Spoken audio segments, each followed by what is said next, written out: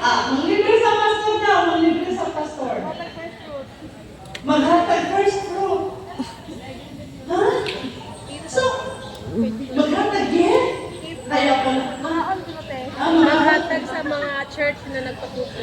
kaya pala sa siya na laki ko nanilibre kasi may plano siya maging supporter sa church. So, preparing sa call. Okay, mga kapatid, hindi ka naman bigyan ng sige, sa'yo na siya naman. Walang ganyan.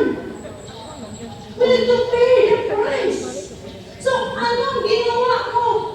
Pinsan, bakit ka naging pastor's wife? Oh, di ba? Anong ginawa mo? Ano kayo ginawa ni Sister Lester, no? Na bakit siya binigay ng Panginoon na naging pastor's wife ni Pastor Torres na hindi lang sa Bacolod na kapatid, hindi sa buong Pilipinas. Anong pinrepare niya para ilagay siya ng Panginoon? So you prepare. Anong gusto mo?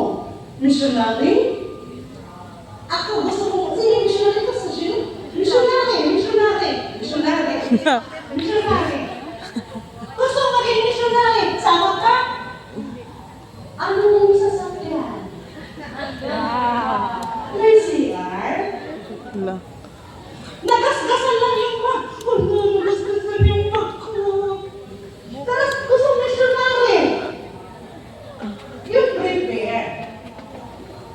Gusto mo hindi mo maging missionary's wife. You prepare. So ano yun? Kung ano trabaho ng missionary?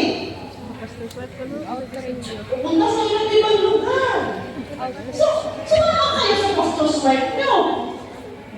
Ang problema, baka si pastor's wife hindi mo maalis. Hindi ko, madalap ka na gawain. Kasi gusto mo hindi mo maging missionary. Kasama kami.